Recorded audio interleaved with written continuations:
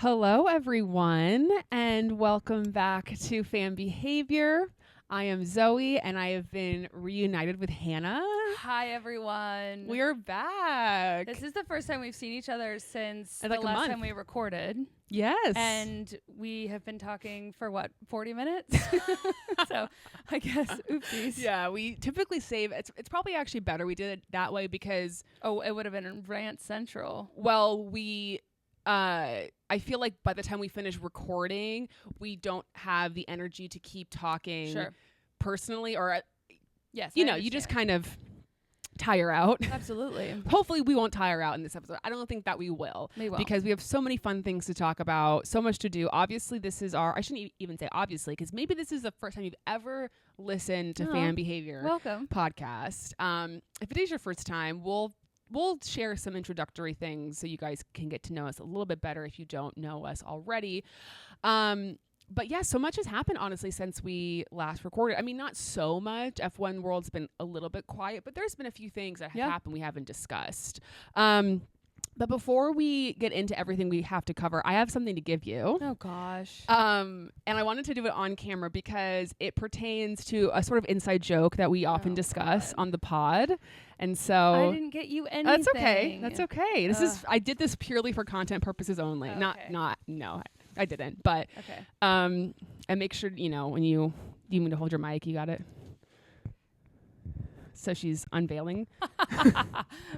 It says, my favorite F1 driver is Max Verstappen. I love this. So inside joke, kind of. Joke on the pod is that, Hannah's favorite F1 driver is Max Verstappen, but there's a lot of people who don't believe that to be the case. So funny. And so oftentimes whenever we bring up Max, Hannah will always say, my favorite F1 driver, Max Verstappen. Wow, so I thought this is going to get so much. She needed to have Where? that so that everyone would know. We'll know. Thank you. Her I was having favorite- a call with a coworker the other day, and I especially when I've gone a couple of days without washing my hair, I always end up with a hat on. I was wearing my McLaren hat that you gave me, and he was like, "Oh, is that a McLaren hat?" And I was like, "Yeah." And everyone's just so shocked which is fair because I'm shocked that I'm a Formula One fan. Yeah, but they shouldn't be shocked. That's Fine. But I think that's just something that they don't know about me. Sure. Blah blah blah. And he was like, "So who's your favorite?" Blah blah blah. And then of course I always tense up because I'm like, "This is gonna say your reaction to this says a lot about how you're gonna feel about me." And I was like, "Well, I love McLaren, but my favorite driver is Max Verstappen." And he was like, "Oh, Hannah." And I was like, "Well," because he's very polarizing. Yeah. And yeah, it's not like you would say, I'm trying to think of who's a very universally, like I feel like if you said Charles Leclerc, most people, even if he's not your favorite, people like I get it. Yeah. They understand.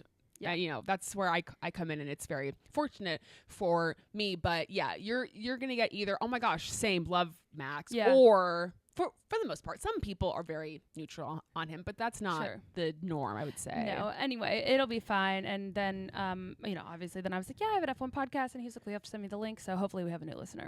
If you're listening, hi, Ollie. We hope that not to be confused with Ollie Bierman. I do not work with Ollie Bierman yet. Maybe. Who knows? I mean, you did work with Otmar last season. I did. So I owe him an email too. So anything is possible. I owe him an email. Whoever thought I'd be saying that? Oh God, I really do need to email him back. Anyway. So fun. Okay, well, this is obviously we're going to get through all the predictions that we're going to do for the season, which are probably way too premature, but that's how we do things around here. We're going into this is our third season as an F1 podcast. Wow. Our fourth season as F1 fans, which is crazy. That is crazy. And on one hand, I feel like we just became fans the other day. Then on the other hand, I can't even imagine. It's taken so much of my life. Yeah. And I think back to when we were first fans, and it does feel like a long time ago. Mm-hmm. And just how much has changed, like how many people have left and come in. New people and how much we know. And now we're mood and now so we're much. Experts, sort of, not really. We're not experts at all, actually. But yeah, it's just crazy that this is the third season, and very excited I feel like this is going to be, not to jinx ourselves or jinx all of us, who are fans, but I really do feel like this is going to be a season for the ages. Yeah. And I'm really looking forward to it. Me too. Let's go over some news that happened while we were away. Let's. So we got the confirmation that Liam is going to be in the Red Bull this season. Checo is out of Red Bull. This was not necessarily new information. No. I think most of us expected this to happen, but now it is confirmed. Thoughts, feelings? I think especially when something has been drug out for so long, I always, and it's not our business, but I get so frustrated that we don't know the full story and like all of the like business dealings that like required the wait, because I feel like it's just such a bummer. And like that Checo basically spent his entire season saying, I'm going to keep driving here, blah, blah, blah. Cause that's like, whether or not he knew that was true, that's what he's told to say.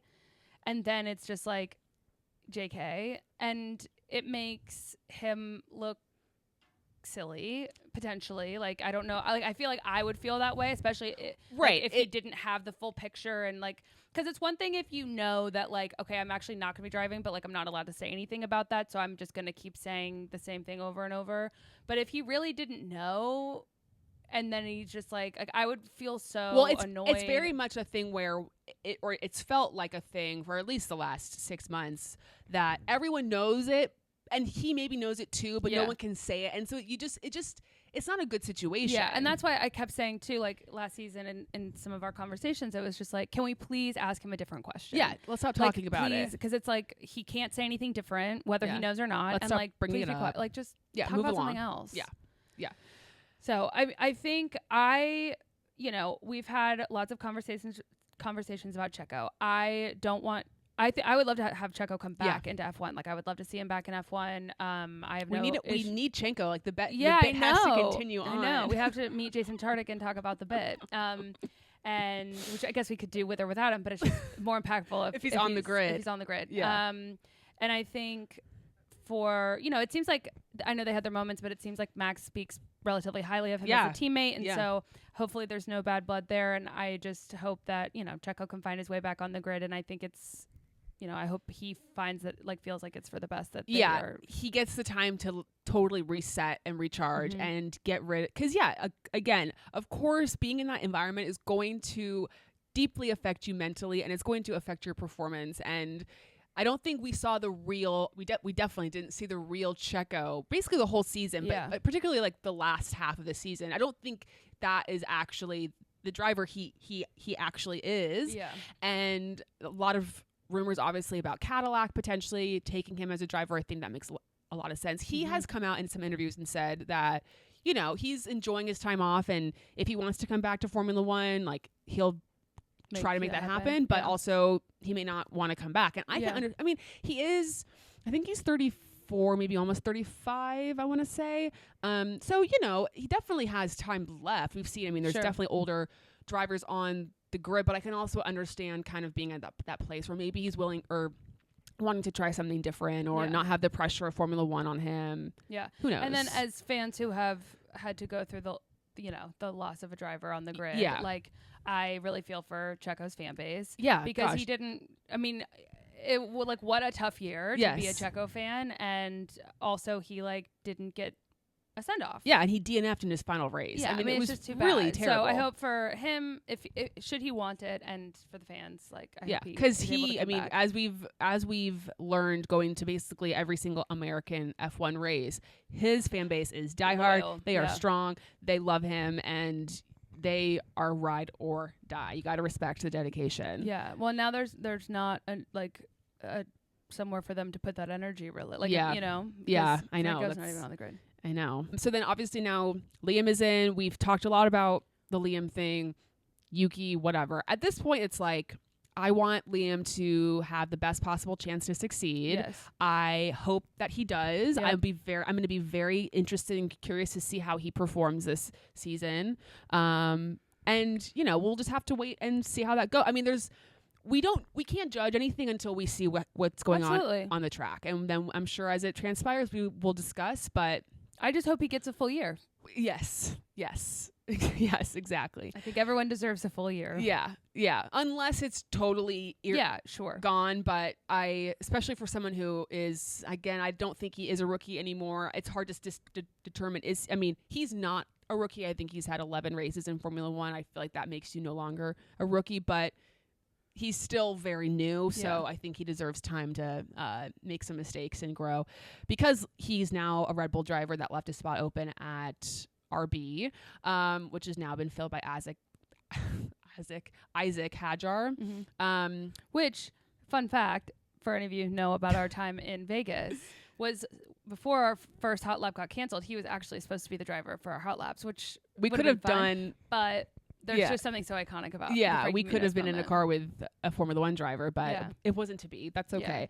And in fairness, I wouldn't have because you just like transparently, like I didn't know anything about Isaac except for that, like he was maybe in talks to be this the teammate for Yuki, and so it would have been fun, and I'm sure he's wonderful, but I just after the fact. I would not have had like when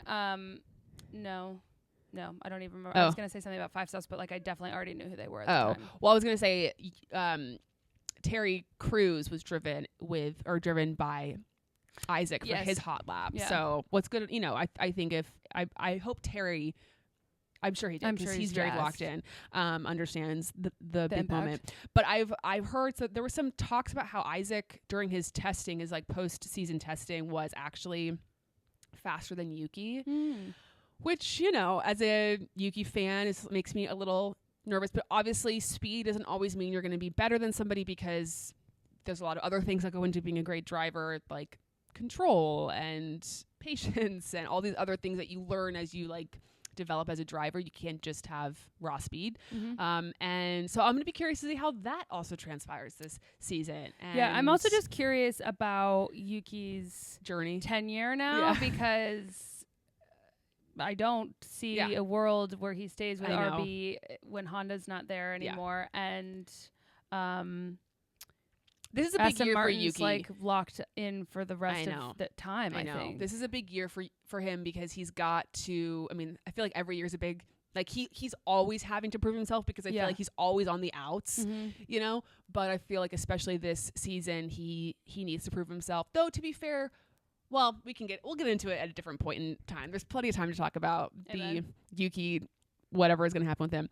Then we also got news, speaking of Franco, our beloved Franco, who we just, who really came into our world and just won us over instantly last season. He wasn't chosen to be on the grid as a full-time driver, but he was signed by Alpine as their reserve driver. Now, there's been a lot of rumors going on, and I emphasis on the word rumors, right? But rumors about Jack Doohan and Jack Doohan's very short leash with Alpine. Rumors that he only has like a 5 or 6 race contract, that they're wanting to replace him with Franco, that this is the best, that the reason Franco signed with Alpine is because this is the clear and best way for him to get onto the grid. Now, we said last year, like, very bittersweet situation for us, because we love Jack and we love Franco, and we wish they could both be on the grid. And it sucks that this feels like a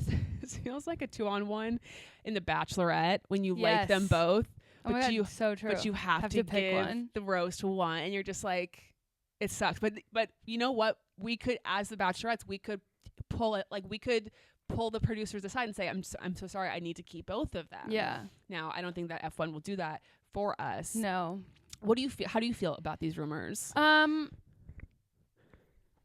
Knowing them as only rumors, I'm very concerned about who his agent is. Jack Doohan? Well, if he has a 5-race contract, like, just the business element of that. I don't know. But to be fair, Jack has no leverage. He has absolutely no leverage whatsoever. And also, if you get a chance to get into an F1 car and you have no leverage, you basically just have to take. You're at the mercy of. They have all the power, and so no one else was going to sign Jack. So it's kind of like, this is what he had to do. I think I have look, this is just how competitive sport, like how sports in general work. Like, I understand that, like, if you need to have a contract where it's like, well, if you're not performing by X date, then like we're going to replace you. And so we know that there's a target on the wall, and if you don't meet it, these are the consequences. I think, especially for a rookie, that is a really difficult mental game. So I hope,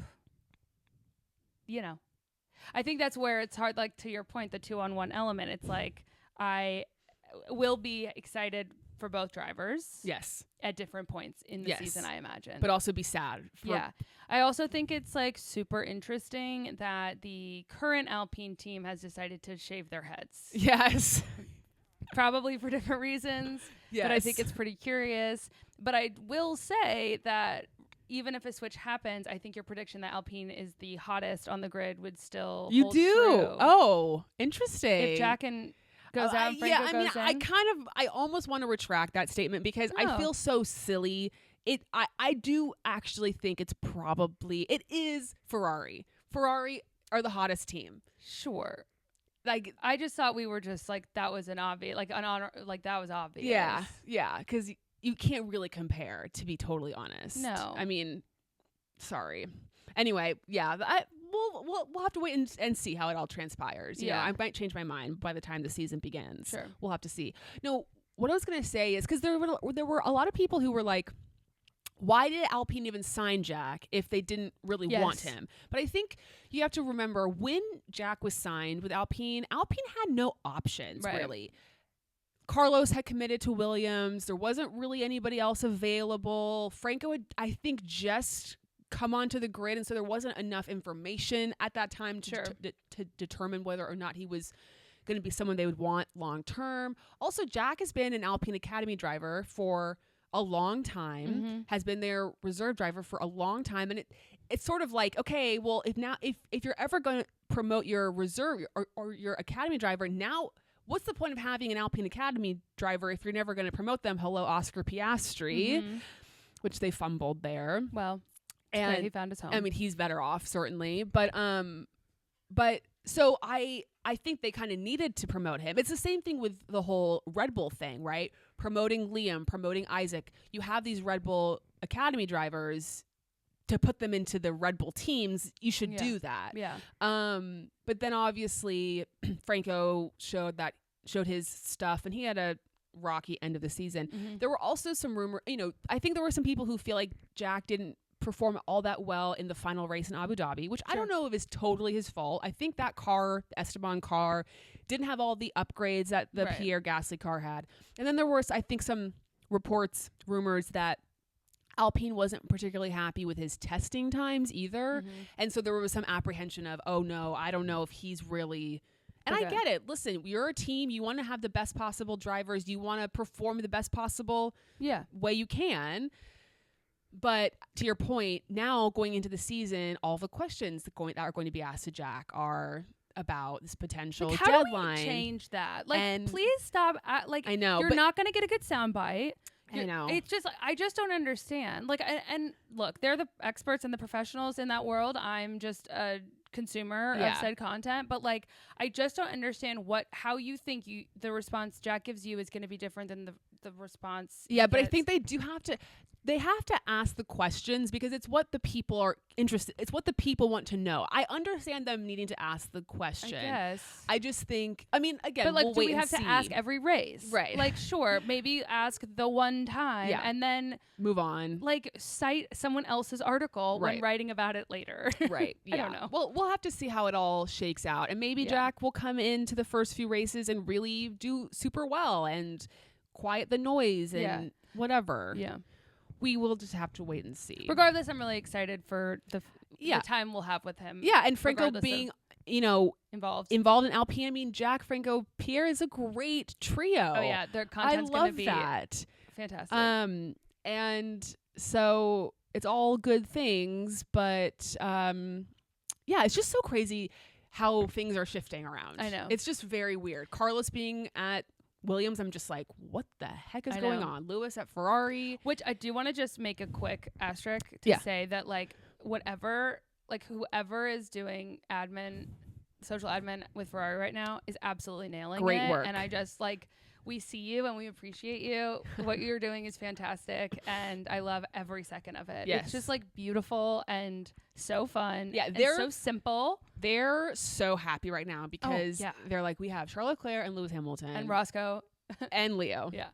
And what else do we need? I mean, they're truly going to be a world winning championship. But yeah, they have arguably the two most photogenic drivers on the grid. Yes.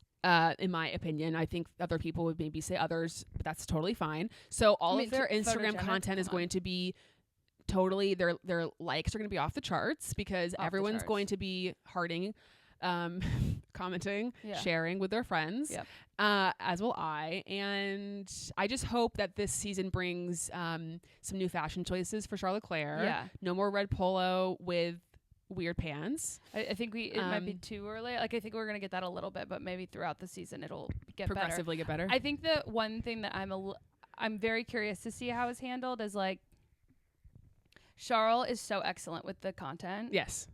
And Lewis historically doesn't need to do it and doesn't participate a lot. He does some stuff. And I'm curious to see how that shakes out. Yeah. Will Lewis be willing, his new acting partner? Will Lewis be willing to participate more? Will they do? I mean, they can't do C squared anymore. Obviously, there's only one C. Right. So they'll have to come up with a new name. But the funny thing is, or no, just kidding. Never mind. Were you saying that their first and last names? Yeah, but it's CL and LH, so that doesn't make sense. No. Anyway, I think that Harl. Guess he could change his name. He could change his name. I mean, he's changed Chuck, Charlie. They should call it Mood Moments. Mood Moments. Yeah, this was just iconic. Oh, I just saw that. Yeah, I added the. Sorry, I'm very squirrely today.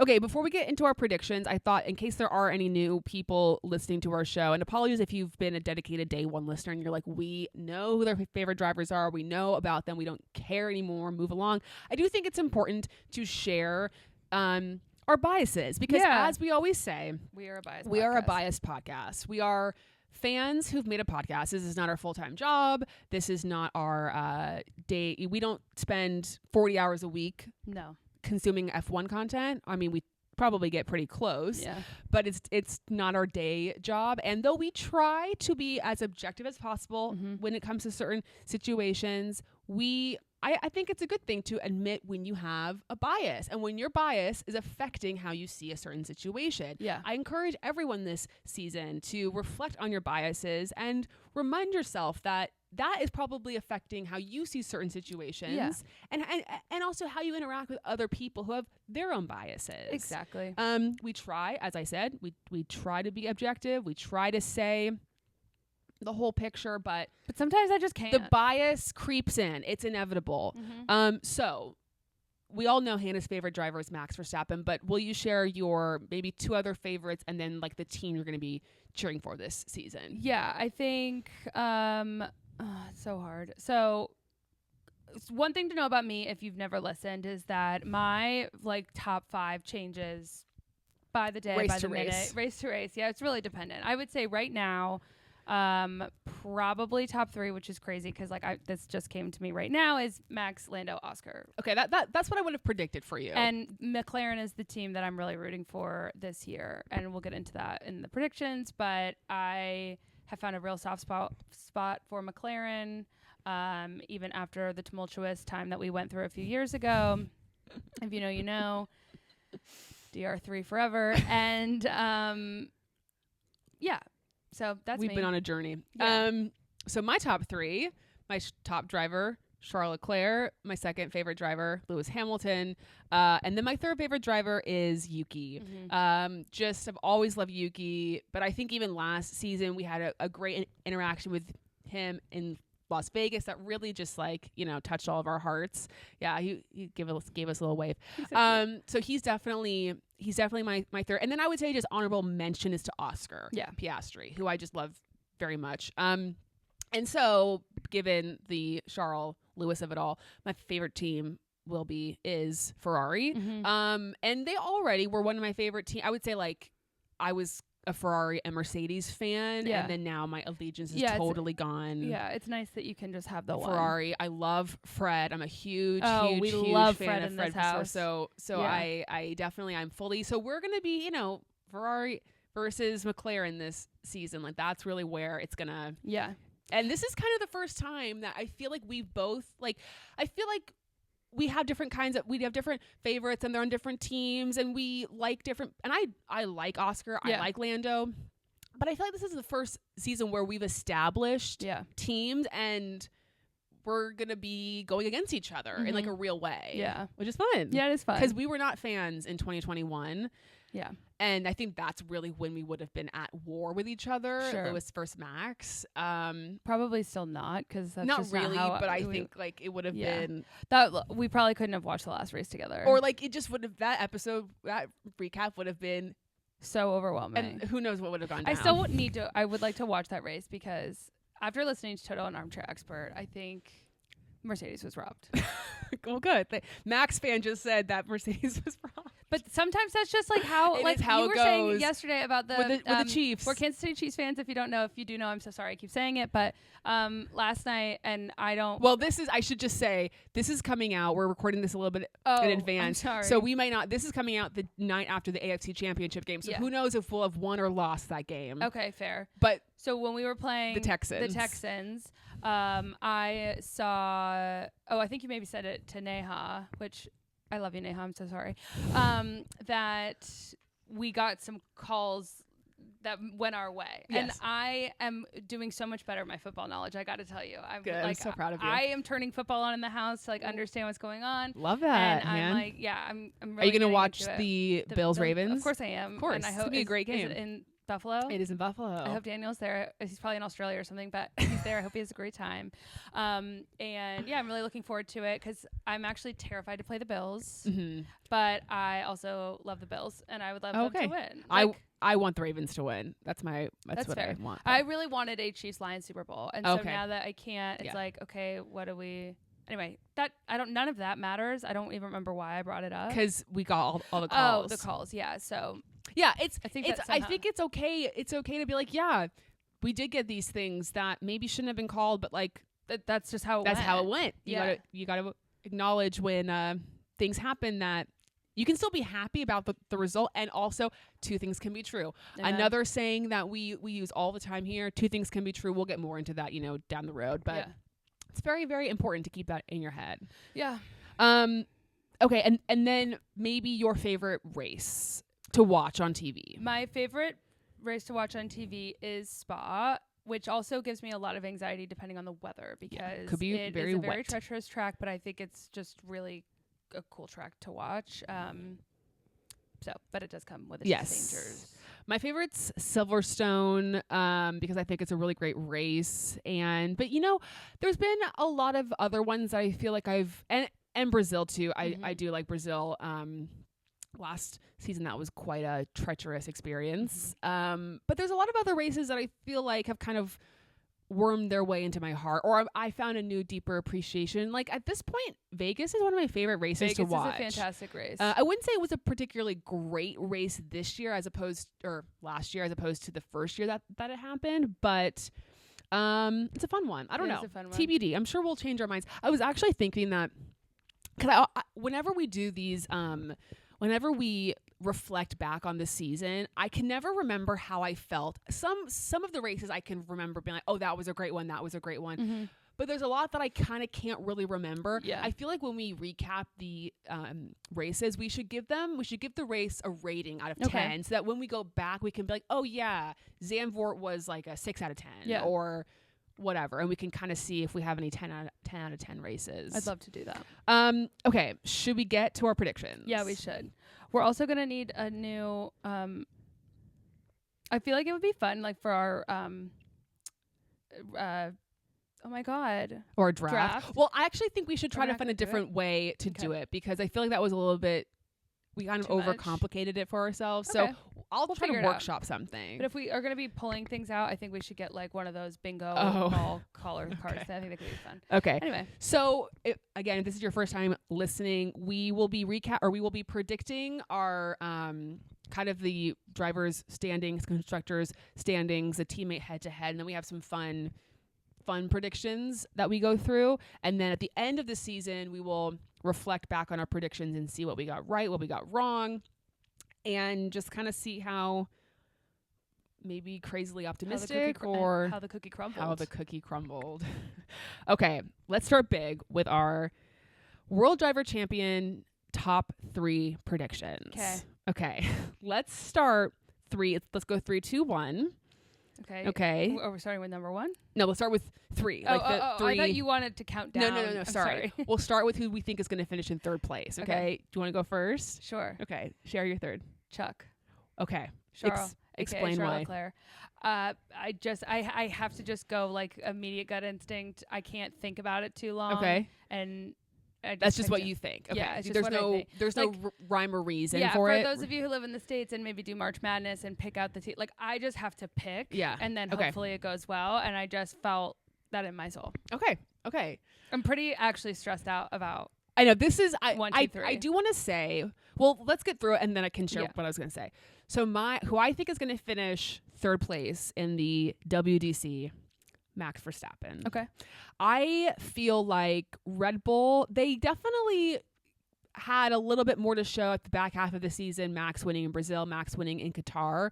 But as we know, there was a big chunk of time in which Red Bull were struggling. Yeah. And I just feel like the momentum is with a couple other teams that we'll get to. Yeah. And Max is Max. And he's an unbelievable driver and he can outdrive pretty much anything. But I don't know that the car itself and the team will be in enough of a place. I feel like Max, he obviously really benefited last season from that big lead he had early on in the season. And I don't know that he's going to have that this year. I don't disagree. So that is why I have them at 3. But honestly, if someone came to me right now and said Max wins another championship, I would not be shocked at all. Okay, you're number 2. Max. Okay. Mm-hmm. Okay. Just you think the same thing? I mean, I think it was kind of what you said. I didn't know how I could put him down for number 3. Yeah. But I just was kind of like, he's so focused, but he's also going to be a dad next season for not that he hasn't been a father figure, but like there will be a newborn and I don't know how that's going to affect things and if stuff like that even does affect him mentally. But I just don't think that Red Bull is going to start off this year the way that they did. And so I don't think he'll have that same amount of leeway. So okay, I don't think he's going to win. Well, I mean, and for us again as fans or people who've only ever seen Max win, that just would be huge. That's so true because this was also the first year that there was another like constructor champion outside of Red Bull, and I think that kind of helped with my decision too. Of like, Max had such a lead at the beginning of the year. But the team itself couldn't get to the constructor championship, and now, like, I don't know, I don't see it. Totally. Okay, my person that I think will finish 2nd is Lando Norris. Okay. Now I'm curious: are you just like manifesting? Or? We'll see. I'll explain. Okay. I'll explain all this. We'll just go to number 1, and then I can explain everything. Okay. So your number 1 is Lando, and my number 1 is Charles Leclerc. Yeah. Okay. So do you want me to explain my reasoning for all this?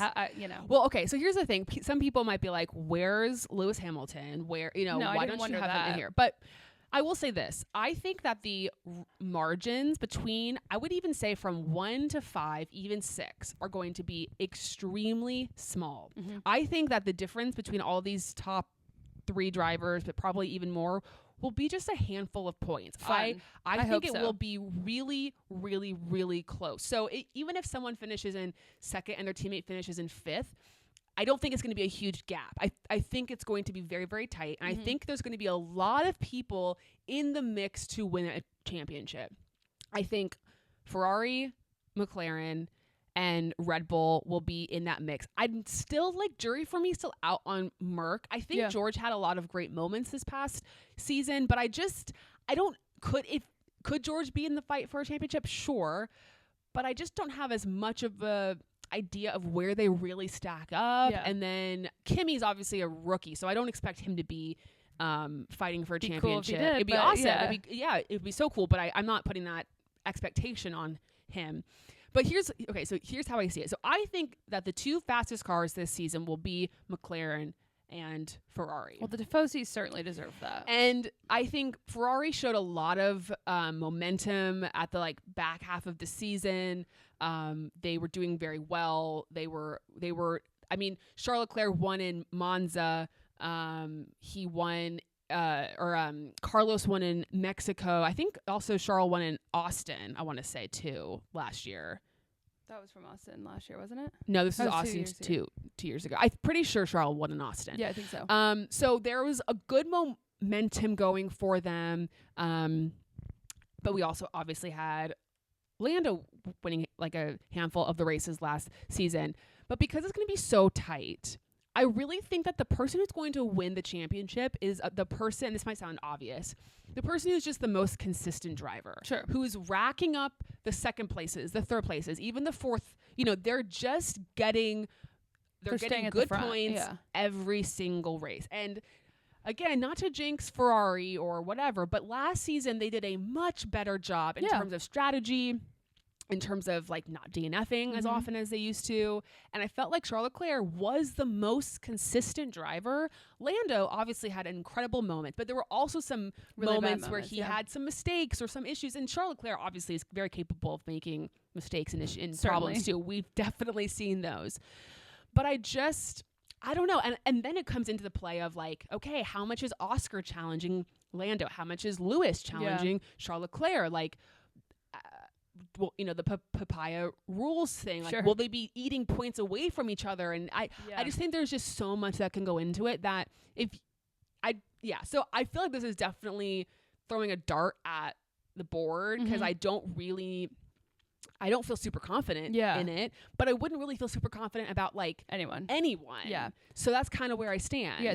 Your thoughts? I think what's funny is I can't believe I'm saying this. The only thing I feel confident about is that Max is not going to win the championship. Really? Okay. Yeah. Isn't that weird? That is. I guess I feel that way too. And I think part of it is just, obviously, I love Max.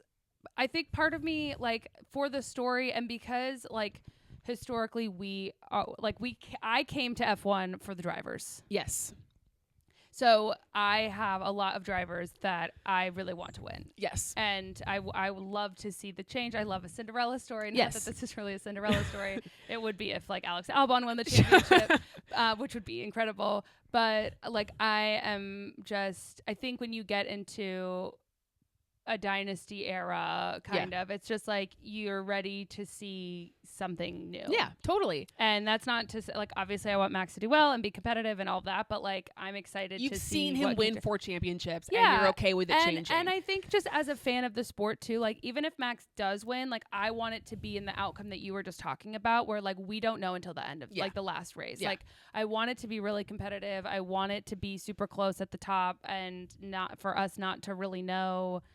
I mean, this year we knew in Vegas, which is later than we knew last year, but still, it's just kind of like, I don't want to know until the last race. It's more fun that way. Totally. Like, most sports work that way. Yeah. I also just want to say, too, if any of these if Charles Leclerc wins, if Lewis wins, obviously, Lando, Oscar, George, I mean, I will be happy for any, and I like all these drivers. So it's not like I'm rooting for Charles Leclerc. I'm rooting for Ferrari, but it doesn't mean I'm anti of course Lando, anti Oscar, anti Max, Yeah, they're just predictions, guys. They're just predictions. But that's what I think is going to happen. Now, am I definitely manifesting 100%? But like, what else am I going to do here? If I'm going to be wrong, like I might as well be wrong with my heart. Absolutely. I've been trying to teach you that. Yeah. And I think the universe owes me something for this season. Formula One certainly does. That's what I'm saying. Formula One. Like this is, come on, guys. Yeah. Okay. Now we're going to predict who we think is going to finish last. Okay. Now I do feel like because of last season and all of the drivers who filled in for certain races and we had mid-season swaps and changes, I think in order to actually like get a point for this, the driver has to have completed at least half of the season. Like that way. So whoever is last but has completed, because if a driver fills in for one race but is the last driver, they don't count. Okay. Do you want me to share mine? Sure. Okay. So I'm only basing this off of who I think will be the worst team. Okay. So I think the worst team will be Steak. Yes. So I have Bortoletto as last because I don't think he'll actually be the worst. I mean, I think he'll be a good rookie, but I think he won't have the advantage of being on a team. He won't have a great car. Yeah. And so, and to be fair, I can't really figure out where any of the other teams will stack up. Like as you'll find out with my constructors predictions. So I kind of just had to make an estimate. So Gabriel Bortoletto, you're in my last place, but I don't think he'll be a bad driver. Like, it's not to say he'll be a bad driver. So anyway, that's what I have. Okay, you. I don't want it to be true, but I put Jack. Ooh, Now it's tricky because we don't even know if he will get through half That's the kind season. of my logic too. Was but like, I didn't have that data. I know. when I was doing this, which is totally fine. Not even the rule. I just like didn't have the data that he was maybe only going to have like a 5-race contract. Right. So if I did have that data, I would probably swing to what you said. But I will keep my answer. I mean, I think Jack is a good prediction. Yeah. Unfortunately, but again, Alpine had such moments of they were so up and down last season that I was like, well, maybe he'll have a race where he does pick up a good, like my logic was, will the stake even be able to score points this season? Like they barely scored points last season. I hope for their sake they do a lot better, but who knows? Yeah. Okay. Constructor standings. This is where things get a little bit crazy. Should we just go back and forth? Yeah. So let's start with 10. Okay. You're 10? Sauber. Or whatever. Sauber stake, almost Audi. Yeah, I have them at 10 as well. I just think they were the worst team last year by far, and it's just hard to like. You can only do so much in a year, and so for that reason, you're at the bottom. 9. RB. I have RB too, which I was bummed about, but when I was trying to work it out, I just thought like they really went downhill at the end of last season. They were like losing constructor spots left and right. Yeah. Isaac is a rookie, so I think he's going to I'm sure he'll have some good performances, but I think he's also going to have some mistakes and learning. You know, how much will Yuki be able to do? They're at 9. Unclear. It's at, which is so unfortunate, but that's how it is. Okay, 8. Williams. Okay, I have Alpine. I think maybe too low, but okay. I have Alpine because of the fact, because again, this sounds obvious. You have to factor in it's two people having to form the constructors. So yeah, I mean, it doesn't make sense that I have Alpine where they are, and I also have Jack losing. Literally, who knows? I thought you said Chad losing, but you said Jack.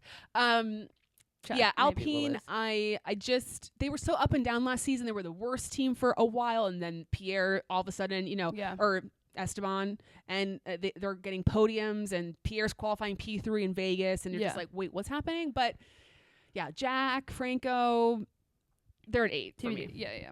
7. Alpine. Okay, I have Haas. Okay.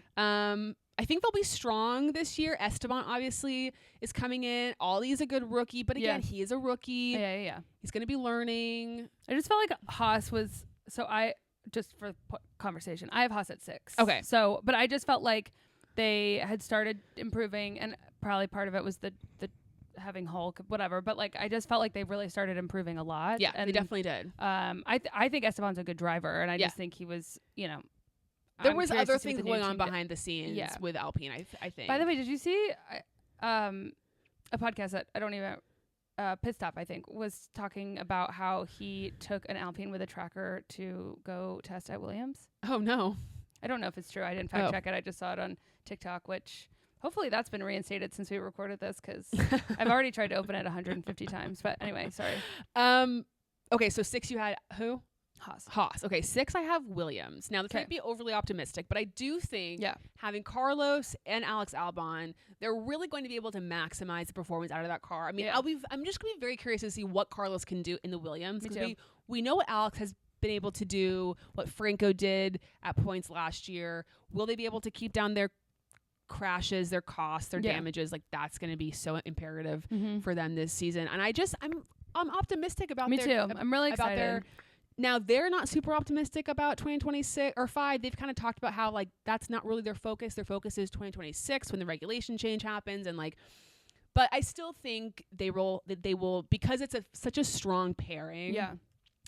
I think that they'll do really, really well. Yeah, I'm excited for their team. Me too. All right, 5. Aston Martin. I just think that's where they always feel like they finish is 5. That's where they are, middle of the pack. Like, good team. Fernando's strong. Lance was pretty good last season. I mean, nothing like earth-shattering. Yeah, but was doing fine. We didn't talk about him very much, which I think is a good sign. True. So yeah, they're 5. I just obviously wasn't going to put them higher than 5, and I just didn't feel like I could justify putting them above or below a Williams or Haas or something. So 4. Merc. I have Mercedes as well, which could totally change, but just the Kimi thing, again, the rookie, he's going to have mistakes. He's going to have some ups and downs that I just feel like. So is Bono Kimi's engineer now? I don't know. That's a good question. Curious. I know. What's he gonna say for? What's his tagline or phrase is gonna be for Kimmy? Push. I mean, maybe he'll just revert back to what everyone else says. Yeah. Anyway, we'll get to that. Okay, third. Red Bull. I have Red Bull as well. Again, Liam, new driver, going to learn, have mistakes. I don't think they'll be as strong of a car. Yeah. Or they'll kind of be where they were at the end of last season. Yeah. Good, but not like a rocket ship. Yeah, exactly. 2. Ferrari. McLaren. Yeah. Well, obviously. And then Ferrari. And you have McLaren. I really think that's the battle. I think it's going to be it'll be Ferrari, really fun. I hope so. It'll be really fun. That's what I hope it to be. It'd be so crazy. Mm-hmm. And just both very strong drivers, very strong pairs. Like, I just think, it's going to be super exciting to see. Yeah, I'm looking forward to it. Okay, let's get to our teammate prediction. So this is where we pick who we think will finish ahead of each other in the drivers' standings. All right. Max Verstappen versus Liam Lawson. Max Verstappen. Charles Leclerc versus Lewis Hamilton. So I actually said Lewis, and I know you said... But that's not possible because you picked Charles Leclerc to finish. I understand. Okay. So do you want to change that? Yeah. Okay. I didn't really think about the logic of all that. I was going to say, you kind of already predicted you think he's going to finish ahead. Sure. How awkward for me. I obviously pick Charles because I think he's going to win the Drivers' Championship. Right. But, and this is going to sound obvious, but it wouldn't shock me if Lewis, obviously Lewis had a rough-ish year last year. Mm-hmm. And I think qualifying was really his downfall. That was really where he seemed to struggle the most and have the most problems. And obviously Charles Leclerc is an excellent qualifier. Yeah. So he's going to have to really improve the qualifying performance. But I think he's an unbelievable racer. He's won 7 championships. It wouldn't shock me if Lewis beats Charles Leclerc. But I also factor in the idea that Charles Leclerc has been in a Ferrari for 5 or 6 seasons now. Mm-hmm. And Lewis, it's his first time in a brand new car in a long time. And that's going to be some adjusting. There's going to be an adjustment period for that. Yeah. So that's my... I can't believe how could I have ever logically done that? Well, you probably just didn't think of it in the same thing. Highlight, Totally fine. Okay. Thank you for your grace. Kimi Antonelli versus George Russell. Georg. I have George as well, though. What if Kimi beats George? I'd be really fun for Kimi. I would be here for it. I'd be here for it too. I think Kimi's going to be a real star. I just have this feeling about him. He's so precious. He is. He's so cute. I'm excited for his vibes. And I just have a good feeling about him. So this is going to sound dumb, but yeah, wouldn't shock me if Kimi beats George, but I think George's experience will prevail. Yeah. This is also just with all of the rookies right now, I feel so overwhelmed because I started this sport because of Drive to Survive, and I'm not gonna feel like I get to know them for so long. It took me so long to figure out Oscar's personality. Yeah, but that's also Oscar too. I know, but I'm obsessed with him. Okay, well, we're gonna have to just... And I wouldn't have really probably gotten... a lot of it's the content stuff. I'm gonna really have to tab up. We're gonna have to do some content. Yeah, exactly. Yeah. I'll just have to send you a bunch of reels. Yeah. God. Okay, Lando Norris versus Oscar Piastri. Lando. I have Lando too. Again, but we wouldn't shocked about Oscar, though. Oscar really needs to improve his qualifying against his head-to-head against Lando. That's really where I feel like Lando got the better of it. It was where he got the better of him last season. I do think Lando is a faster driver than Oscar, but Oscar is much more level-headed. Yeah. He's definitely We'll have to see how that shakes out. Also, you skipped one. Jack. Oh, I'm so sorry. That's okay. Jack Doohan versus Pierre Gasly. Pierre Gasly, I think that's But I just desperately want Jack to be competitive. Yeah, totally. I hope he is. I hope Pierre takes Jack under his wing like he took Yuki under his wing. Well, he kind of seems like he already did with the haircuts. All those years ago, and they become BFFs. I don't think it's the same vibes whatsoever. Unfortunately, the haircut vibes? No, Pierre, Jack, Pierre, Yuki. No. It's totally different. There's just you cannot recreate Yuki air. You cannot. It's just not. It's impossible to recreate. There's only... No, and it's not meant to be recreated. It's not meant to be recreated. Only they two could bring the vibes that were necessary to create that kind of just synergy. Cosmic moment. Yeah. It's a once in a generation relationship, and you'll never replace. Yeah, I mean, even C squared can't be replaced, but they're not. Not that they're the same. I'm just saying, like, you know. Yeah. Because there was a sense of love. There was a sense of being in love with each other that Pierre and Yuki have with each other that just cannot be duplicated. No. Okay, Lance Stroll versus Fernando Alonso. This will be shocking. Fernando? Yeah. Though, like, what if this is a season where Fernando, his age catches up to him and he actually kind of starts to, I think at some point he's going to kind of like, but Fernando's he's just got that old man strength. Yeah. He just pulls He's through. a warrior. He's a warrior. I've been reading too much Throne of Glass. Yes, yeah. Thank you. I literally almost said Blades of Glory, which I was like, that's not right. Blades of Glory. Okay. Nico Hulkenberg, Gabrielle Bortoleto. I did Hulk. Yeah, Hulkenberg, though it could be like 0 points, 0 points, or 2 points, 0 points or something. Yeah. I mean, but to be fair, Audi. Like last year, Valtteri Zhou did get the 4 points necessary. True. So who knows? Yuki versus Isaac. I said Yuki. I said Yuki too. This is also a manifestation. Absolutely. But Yuki and loyalty. And also he's experienced. Like he's gonna come in with some experience, and though I can't wait for I do hope we get some good Yuki radio moments this season. Oh, because now just he just needs to freaking who cares. Yeah. Red Bull's off the table. So now, you know what? They told you that you were too crazy on the radio. Show them. Lean in. Go crazy. Because you're not going to get that seat anyway. Yeah. So all bets are off. Esteban. Which is honestly, they should have thought about that. Yeah, that's so true. That's so true. Jason Statham is going to teach him all these ways of enacting revenge. Okay, Esteban versus Ollie. I said Esteban, but I could see them being quite close too. Yeah. But yeah, I think the experience will prevail. But Ollie, he's shown a lot of great stuff when he's filled in, when he's been racing. So it's crazy that he raced 3 times last season. Crazy. Like, insane. All right, and then Alex versus Carlos. I said Carlos, but I also wouldn't be surprised if they're... I said Carlos, and I actually think, to sort of counter, I think Carlos is going to beat Alex pretty handedly. We've said this before about Alex, like, how good, or because he had Logan and Nicholas Latifi as his teammates, you know, where does he actually stack up? And then Franco comes in and kind of starts to sort of stir the pot a little bit. I want Alex to be competitive. I love Alex. You guys know that. You guys also know how I feel. I don't have Carlos fatigue anymore. I just want to let that say. What do you mean? Of course I don't. Your 2 favorite drivers drive for the same team. Who has space for fatigue? I'm just saying. I'm not carrying the grudge I used to carry. Yeah, not even the grudge. I've let it go. Yeah. Good for you. Idina Menzel vibes.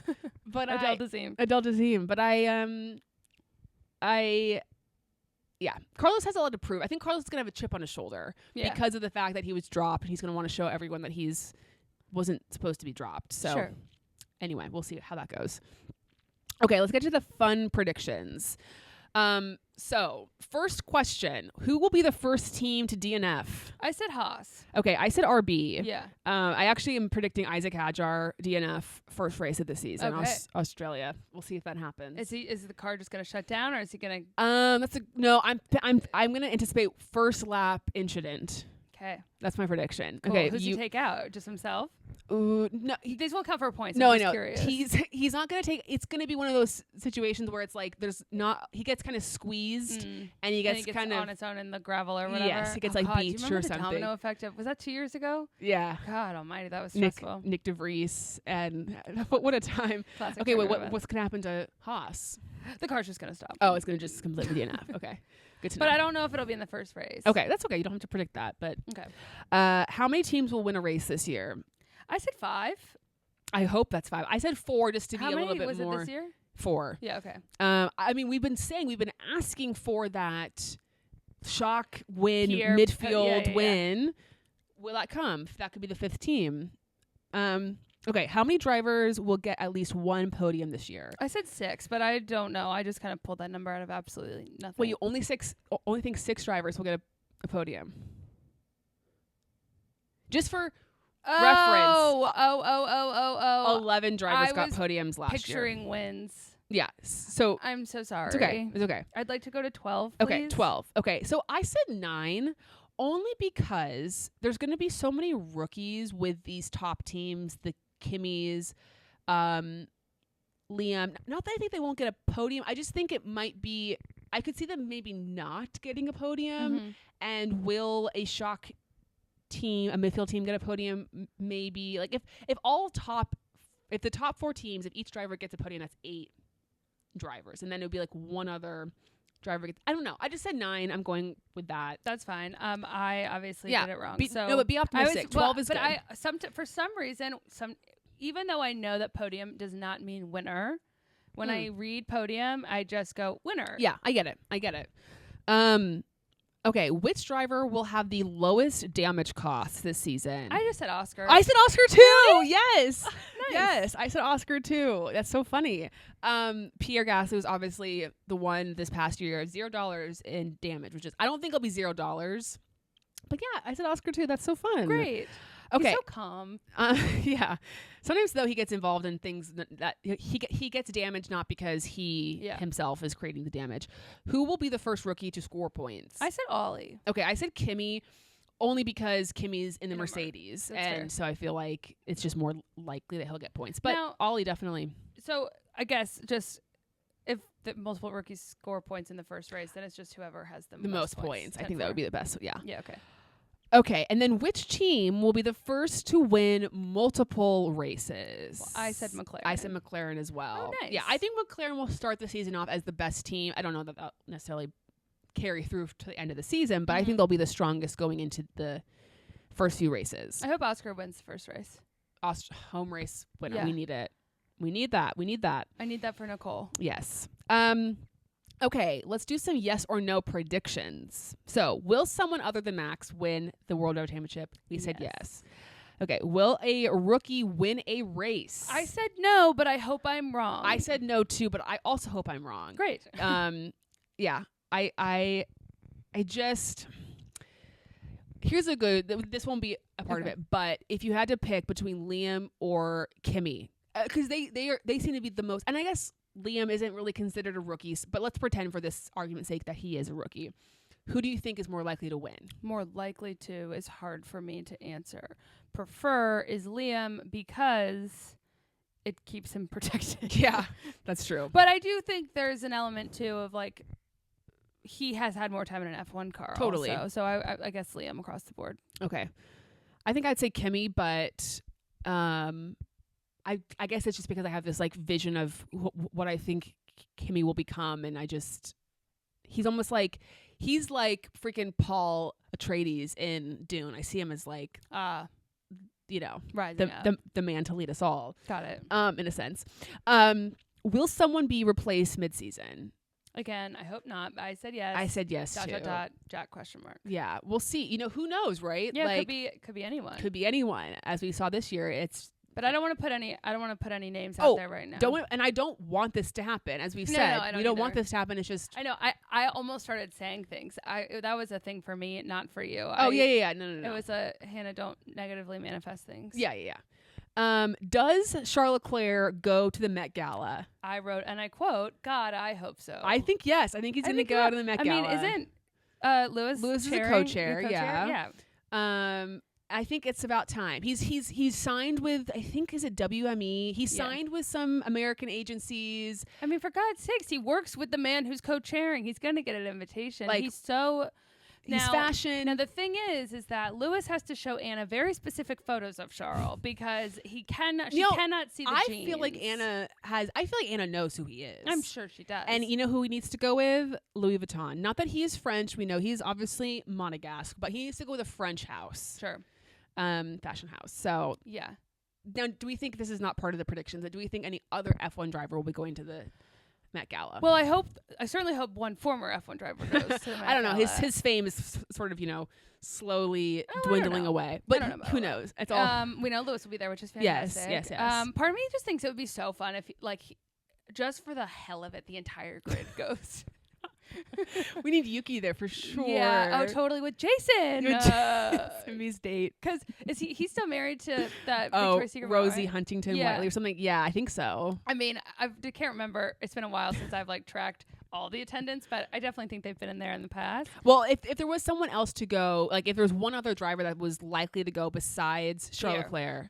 Oh, okay. See, I would have said Lando. Oh, yeah, for fame. Sorry. I was just thinking but Lando would be a good buddy for Charles. And I just think he's kind of crossing over in some ways into the American entertainment media. He'll go with Sabrina Carpenter. Well, you're just really pushing that. But which I hate that, by the way. If that happens and they're happy, I'm happy for them. But I don't love that for either of them because it's too public for me. If it gets bad, it's just too much. I just want to keep my safe spaces safe. Okay.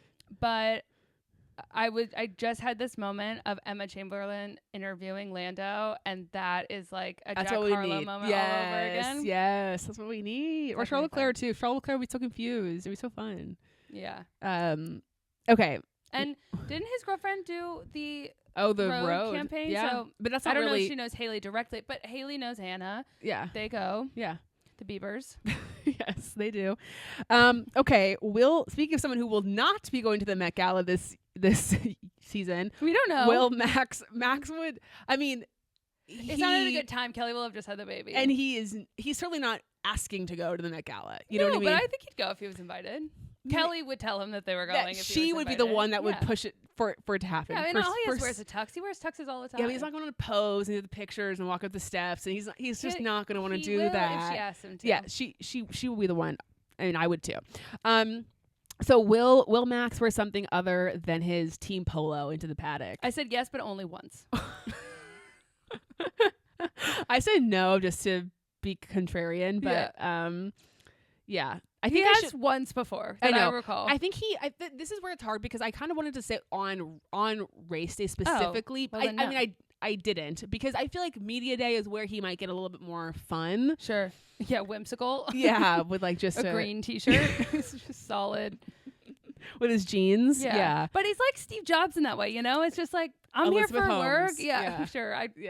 She scares me. So, but it's just this is my uniform and I don't have to think about it. I have other things to focus on.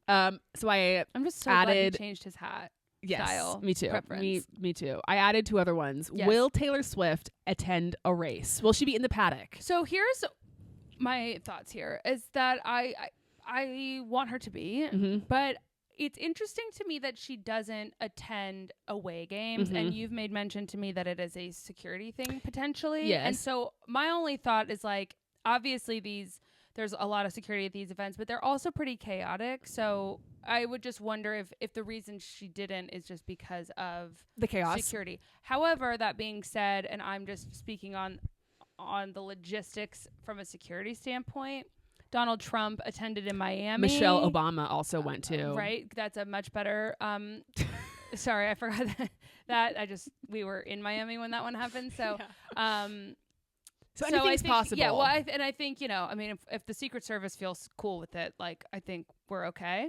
Yeah. And I would love her to be there. Yeah, me too. Because I want the fits, and I think her now not having any other stuff, her being off of tour and not having other obligations. I do think I remember, she went to the US Open this past year. That's true. So, as long as I was actually thinking this, it bums me out that there aren't any suites in Allen Fieldhouse. I know. Because she'll never go to a KU game. Yeah. It's just not going to happen. Feasible for her. But, since there's hospitality and stuff. I was just my brain went to, I remember vividly Michelle Obama being seen in I think it was the Mercedes garage, and we were like, how did she get in there? And I was like, okay, if Michelle Obama, former first lady, can, get into this place and be safe, then I think Taylor Swift also can avoid the chaos of the paddock and be, avoiding all that. I think where my slight, and I say this with all the love in my heart, the bummer is that if she was to come, I would want her to go with Ferrari. Yeah. But she cannot. No, but she'll get to hopefully maybe be with Pierre and Jack. And I know. I'm happy for her, but it's like, the red lip of it all. I know. Like, She definitely the red is a Ferrari all, girl, like, and she needs to be with Ferrari, but unfortunately she's and married Lewis. into an Alpine home. So true. That's just so real. Okay, the last one I wanted us to predict is, will we cry on this podcast this season? Yeah, I think so. But it might not be F1 related. Well, I was going to say, we didn't get it on camera, or we did, but we didn't have sound when you cried about Jason Statham. Yeah. So there's a lot of possibilities. Yeah, it might cry, just be probably. like out of happiness, out of like great news. Obviously, we are not wanting to cry again based off of sadness. Like that's. But we did cry the last 2 seasons. Yes, we did. So cool. That's what I'm saying. So let's I go for 3-peat. I think it's 3-peat. I think it's going to happen for us. I think and so hopefully too. it's just tears of pure joy. Yeah, elation. I do just want to circle back very, very briefly to Taylor Swift being there. All I want is Martin Brundle grid walk. I don't think she would ever do a grid walk because it's too chaotic. But what a moment! I would love just to know, because I definitely feel like she's watched Drive to Survive. I just feel like she watches a lot. She's just a part of the culture. Yeah. She knows. And like Travis has talked on the podcast about watching Love Is Blind and like all these like reality shows, and I think it's because of Taylor. Yeah. And I just feel like I think she asked Patrick Mahomes at the U.S. Open if he had seen Breakpoint.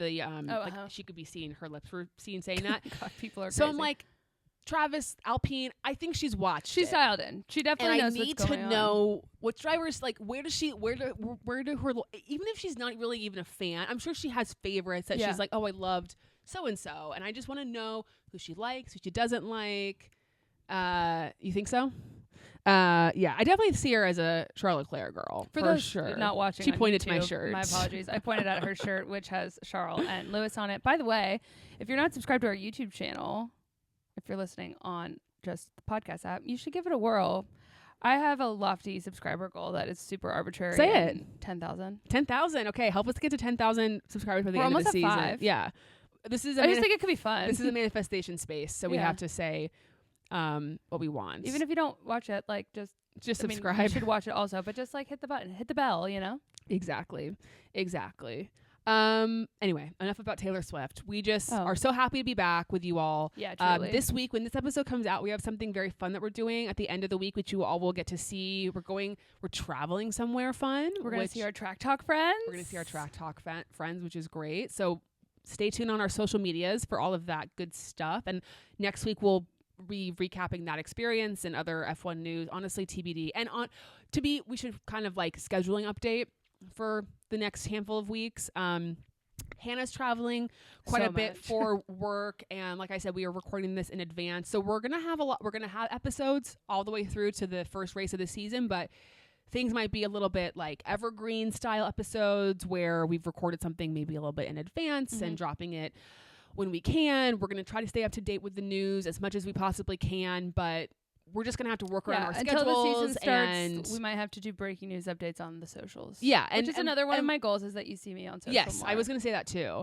So anyway, we're going to make it happen. We're going to make it work. But just wanting to, set expectations where they should be. Not that we want to make sure that we are delivering a pod, but I, scheduling wise, cannot be live and in real time every week. Yes, so. but we're going to do our best, and it's all going to be great, and we're so excited, and we can't wait for the season to start up again. Mastered the Gen Z heart. Yeah, Gen Z heart. And thank you all for just being on this journey with us and for being so patient while we took this break. You all were... I needed it desperately. The amount of people who messaged us and were like, I'm so glad you guys are taking a break. I'm so happy for you guys. Like, that really means a lot. You guys were just wonderful people, and we're very grateful for you, and we're excited to be on this F1 journey with you all this season. So... it's going to be great. We're going to have a great time. Yeah. Happy to be back with you, obviously. Yeah, you too. It's been too long. And we will see you guys next week. Enchanté.